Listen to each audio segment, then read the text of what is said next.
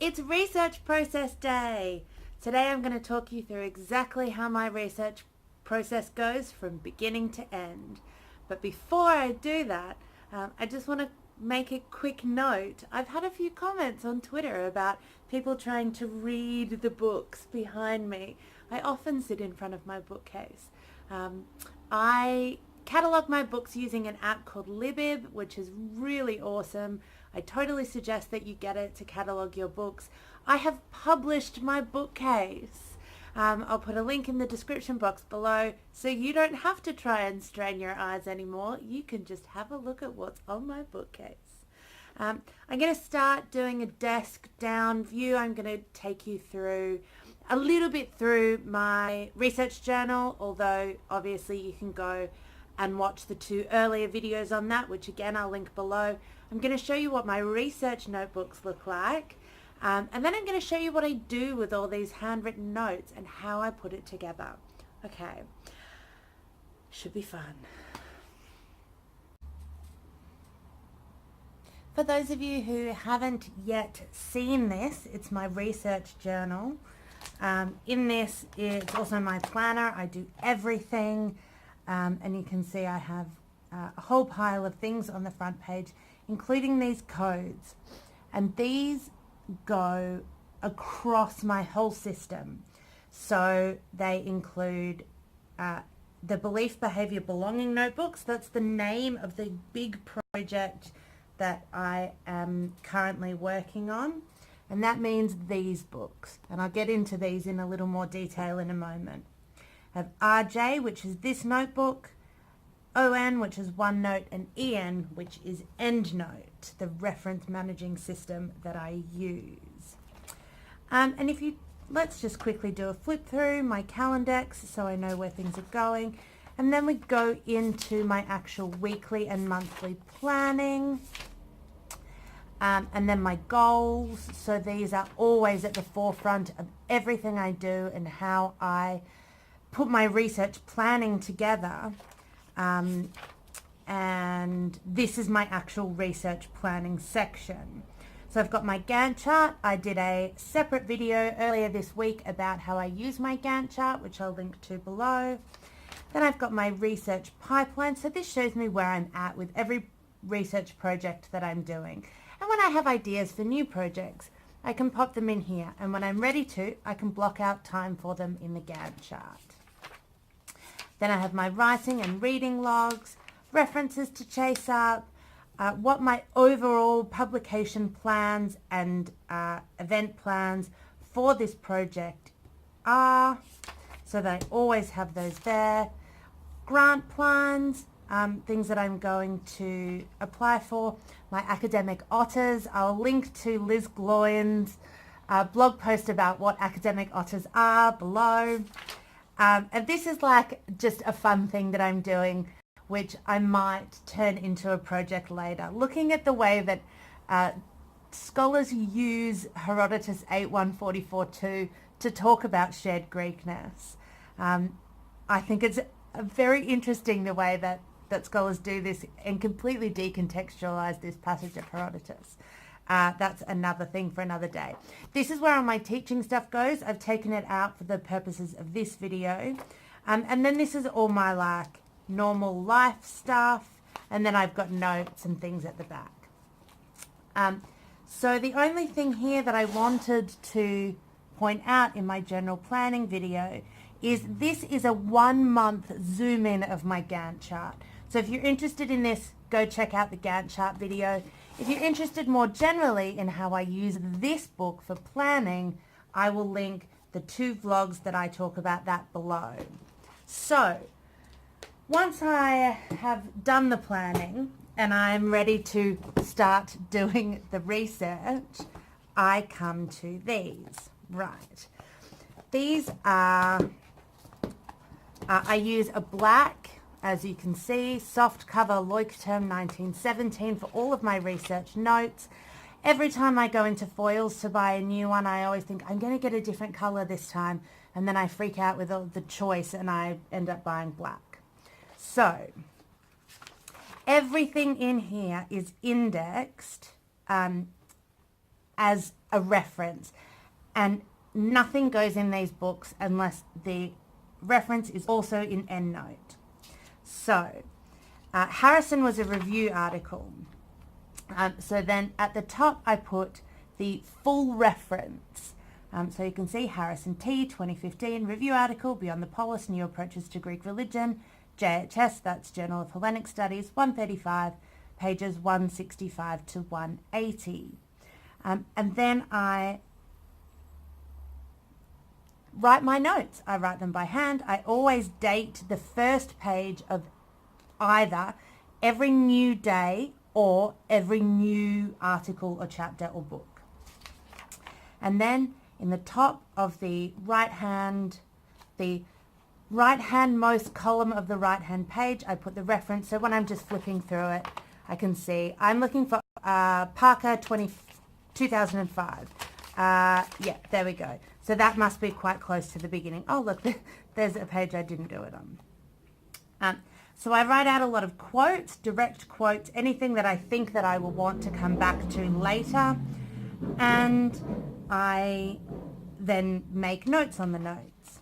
I write references in, but I also put those references in here, as I showed before, in my references to chase up. So I've got a separate list of references that I need to chase up. And what I do here is put the whole reference, where I found it, so that when I read that, if I go, oh, what was I thinking of? What did I want to find from this? I can go to where this is in one of these books and figure it out. What the project relates to. So this is BBB theory. This one's the Athena article that I'm working on, BBB theory. You can see it goes on. And then when I found the notes for a whole one of these, so you can see I only keep one page of references in at a time unless I haven't got to those references. As soon as I've found and read, I'd take the page out. That there's no use keeping it at that point. To me, I know some people probably would like to. Now, someone asked me about how I just kind of keep going through these books, book 1, book 2, book 3. Someone asked me how I deal with primary source material. And the answer is I used to do it in a special book, and I'm thinking about going back to that special book. But for the moment, I've just been doing it in these books. So it's integrated. So you can see this is a passage from Aristophanes' Lysistrata. With just short passages, I often write out the Greek and I haven't written out a translation here. Oh yeah, there's a translation there. So you can see that I just integrated in. But I used to write them in a different kind of book. Oh, I don't have it to hand. Which is this.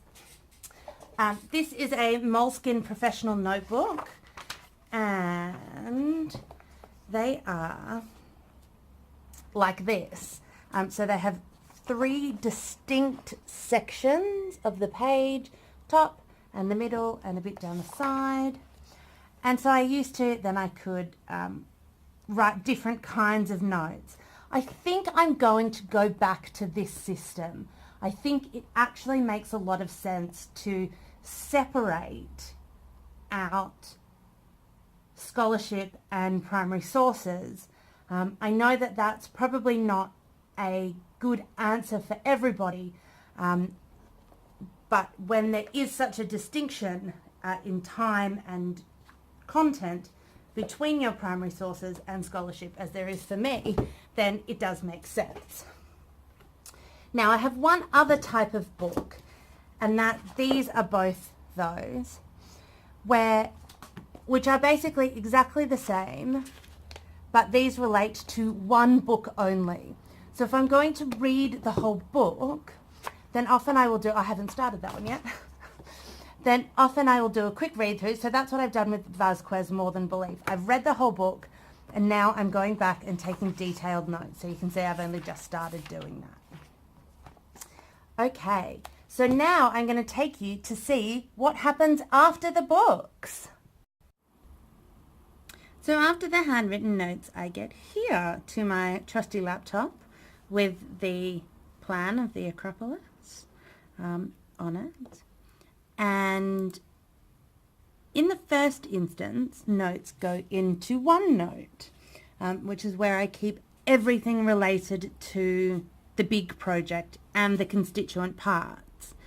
So you can see here I haven't typed a lot of the notes up. You can see I filled 3 books of notes, but I've only typed up a few of the sets of notes.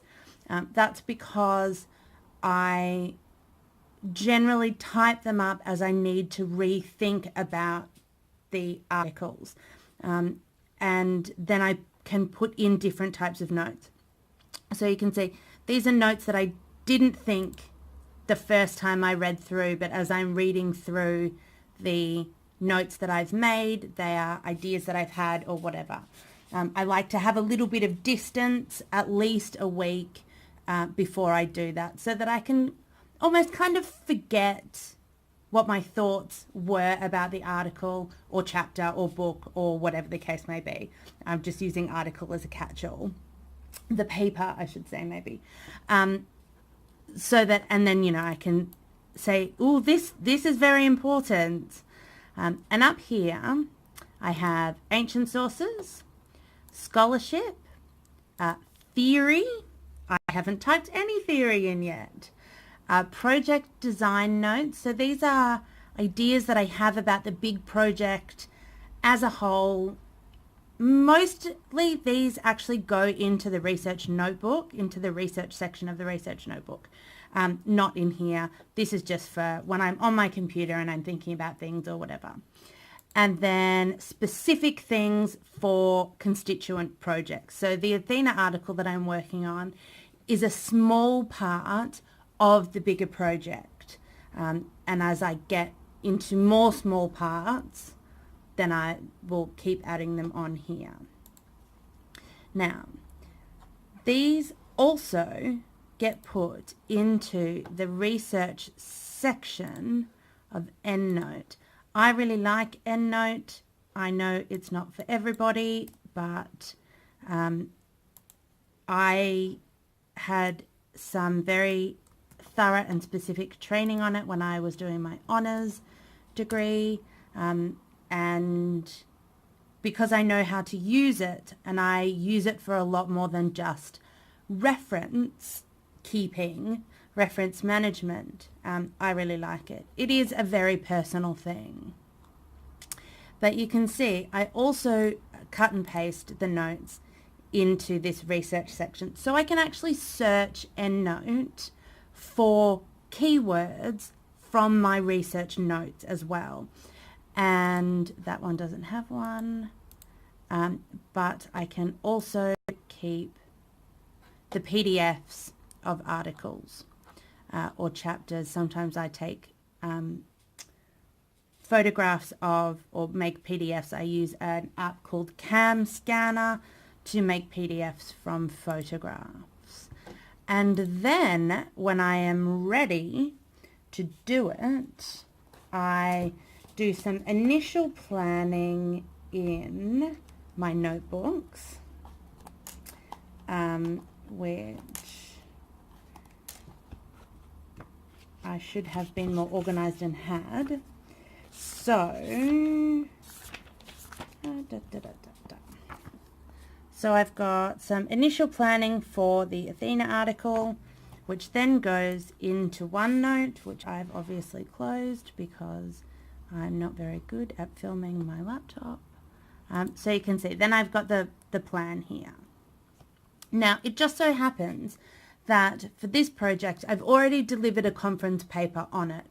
So in a sense, I have the bones of the article already, or at least the bones of one section of the article. So I can use that, but if I don't, then this is how I do it, or if I am not at that stage yet. So I make everything into different parts, and then I think about what evidence needs to go in those parts and type it in, and gradually get more and more detailed until I get to the point where I go, this needs to be transferred to Word. I transfer it to Word. This isn't the Athena article. This is a different article. Hang on, let me turn Grammarly off. This is the introductory chapter to my monograph in progress. And I put it in here and I type it up. I do all my referencing as I go because I use Endnote Cite While You Write, which you can see up here. So I go, insert a footnote.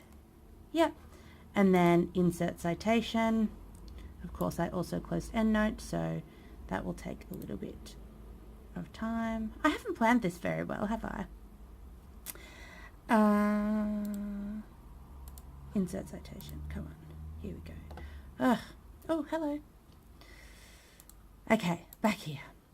So, and then I go, okay, I want to, put in Apollo Slaughterhouse. Put it in. It comes in. I get everything in unformatted. So you can see that is a formatted citation, and that is unformatted. It means that I can go through, then I can go, okay, it's at page 123, instead of having to go through, if I wanted to do that here, I would have to go up to edit and manage citation, and then put it in here, which I think is a faff. So let's get rid of that so I don't think about it. And then I also use Grammarly. I have literally yesterday got my hands on the premium version of Grammarly, which I am going to review. I'm going to use it for a couple of months and then review how useful I think it is. I think the free version of Grammarly, the plugin that you can get for Word, is really good. It's much more thorough than the inbuilt Word grammar and spelling checker. And so I thought it would be interesting to see how the premium version went. And so that's it. That is how I do my research, from conceiving my ideas and planning to looking at how bad my grammar is in final drafts and hopefully very final drafts. So that's it. That's how I do my research from beginning to end. If you have any other questions about anything that I've discussed, anything that you would like to see in more detail, anything that I can do, one of those kind of just short quick vlogs like I did on the Gantt chart earlier this week, please let me know. And if you want to see more research planning and research doing videos, please subscribe, and I'll see you next time. Bye!